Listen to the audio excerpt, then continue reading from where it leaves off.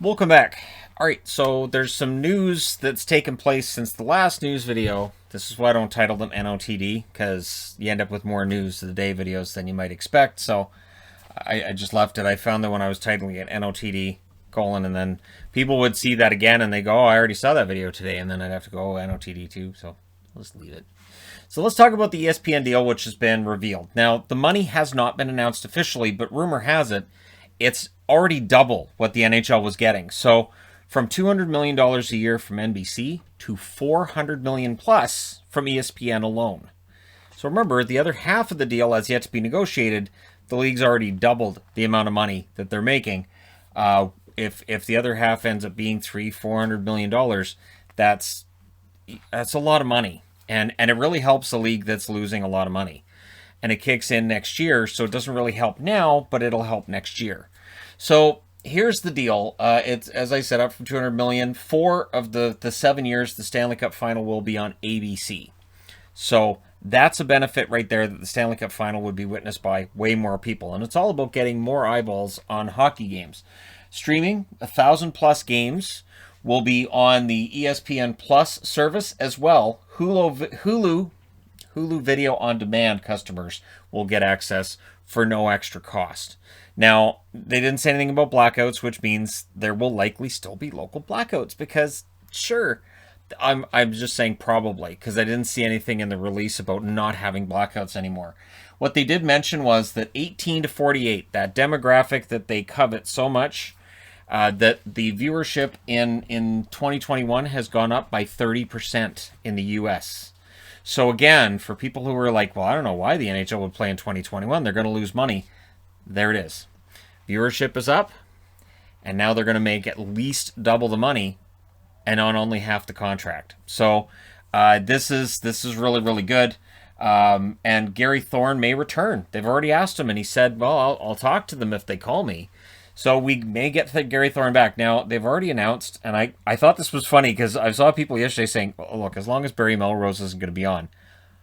I'm sorry, Barry Melrose, not Gary Melrose. Barry Melrose will, in fact, be on ESPN. They're going to have Game of the Week. They're going to have behind-the-scenes stuff. They're going to have a lot of stuff going on. And 75 national games a season. And this is a good thing. The NHL will be seen by more people in the U.S., and it's going to make way more money. We are talking about $500 million more per year coming into the NHL. But Gary Bettman was asked, so does this mean the salary cap's not going to be flat? His answer, no. Basically, he said the escrow payments that the players owe, there's a shortfall. And when we're playing without fans in attendance like we are right now, that shortfall builds, so it grows. So the NHL is losing more money by playing in empty arenas. And so players, because it's 50-50 on the income, players end up owing more money as well. So the loss is being spread around, and it's going to take longer for players to dig their way out. The good news is, with this contract, it means that's $500 million less they have to worry about. That's what, roughly $10 million a team right now, $12 million a team, and that's with half the contract. So this is a good thing. So there you go. Now, why am I wearing a Sharks jersey? Because we need to talk about Evander Kane. This thing just gets weirder. The Athletic's reporting this today, that Kane and the Sharks may terminate their contract. So remember before the season when I said he's thinking about not playing? I think what happened was the Sharks sat him down and said, look, we're going to help you through this. Sit down with us. We're going to help you through it. We're on your side here. Because right now, they're on his side in court. So several of the creditors are trying to have this changed from a Chapter 7, which is an individual filing for bankruptcy, to a Chapter 11, which is for a business. Stop falling asleep. So I know it's dry. I did my best to clean it up, because there's stuff in this article too that doesn't really clarify either. So here's the thing. If they get it turned so that it's qualified as a business debt, that they can say, well, dude's a business, it's a business debt. If that works, they can get access to the remaining $29 million on his contract. He wants to keep it at a Chapter 7, so he doesn't owe that. I believe what they're saying is he used his contract. His leverage was, look how much money I'm going to make to get some of these loans. And they're saying, Now we have access to that because he didn't pay. His future earnings are shielded if it stays as a Chapter 7. So basically what this is, and apparently these litigations are getting really ugly between the creditors and Kane. Kane wants to pay them as little as possible, which most of us would in that situation. But apparently he's really being aggressive about it. Like, yeah, I'm not paying that. And, what ends up happening here is the team and Kane say, we'll just terminate that contract, and it goes over there.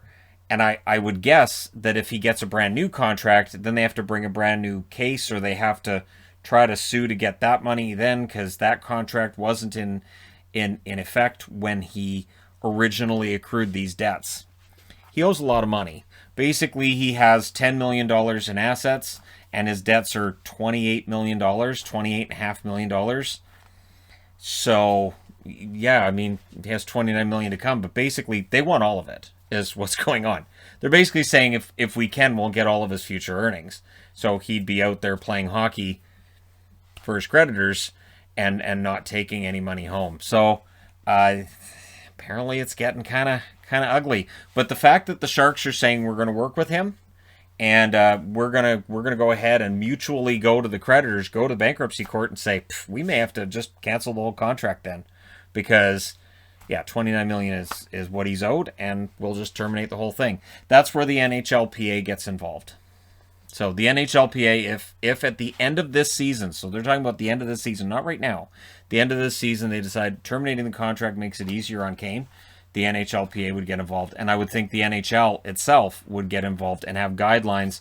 Like, for instance, let's say that San Jose terminates that contract, and then they turn around the next day and they give him a $4 million a year contract, or they give him a $7 million 1 year contract, and $6.3 million of that is a signing bonus, and the other $700,000 is his actual take home pay. Like, there's definitely some ways that I would think he and the team would be looking to get around this. It's a tactic. It's to make sure that he pays as little as possible to creditors. It's just apparently a little more heavily inflamed than most of these kind of negotiations are. I've also noticed Taylor Hall trade talks every year.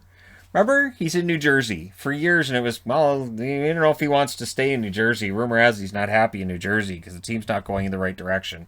So he may want out of New Jersey. And so they trade him, and he goes to Arizona, and then Arizona falls out of the playoffs. And then it was, well, he may not stay in Arizona because he's a UFA this summer, so we're probably going to see him get traded out of Arizona, which didn't happen. And now, Buffalo. Well, they've fallen out of the playoffs. He's a UFA this summer. He's probably going to get traded. And, of course, right away, there's an article about, could Toronto go after Hall? Sure. Yeah, all right. Yeah, why not? So, it's that annual passage again. There's things that happen every year. Every year I do a video on Carey Price. Every year the Sabres fall out of the playoffs. Every year Taylor Hall somehow has a team that's involved in the draft lottery, and every year he's getting traded. Whether it happens or it doesn't, every year it's a discussion. It's bizarre. It's really bizarre how some of these things happen every single year, and yet he's come out and said he's open to staying in Buffalo. I did see a quote attributed to him that was along the lines of, I don't mind losing because, we're so far out of the playoffs. Why are we even trying, right? Something along those lines. I can't find that he ever actually said that. I can't find that was said this year.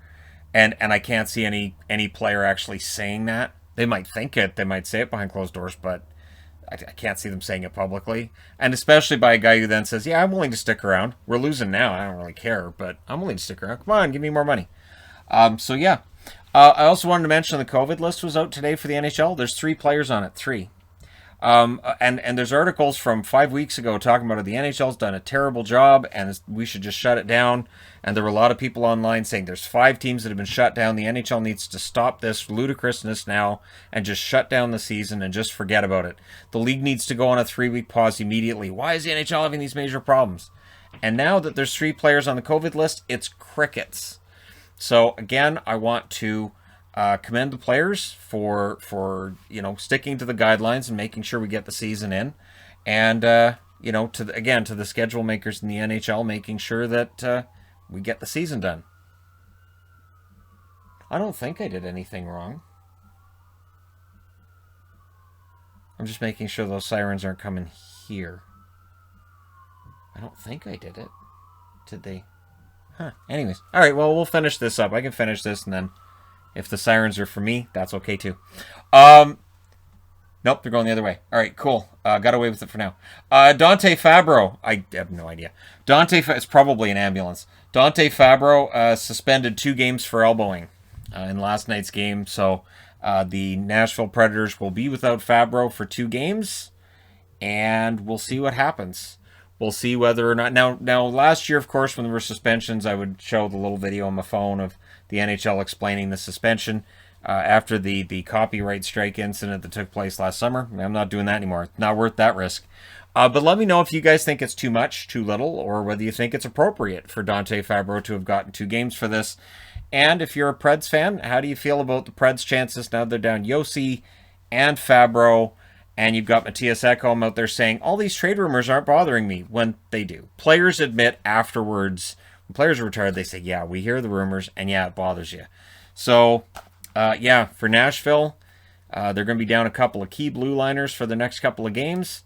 They're going to be down Josi more the next couple of games, but they're going to be down Fabro the next couple. So let me know your thoughts, how you feel about this. Don't forget to hit like and subscribe if you're browsing your way through, you just happened upon this video. And again, the Kane thing, we'll see how this shakes down, and if in fact he does end up having that contract terminated at the end of this year. It is a bizarre story, and it continues. So let me know your thoughts. Hit like and subscribe, and I will talk to you again soon.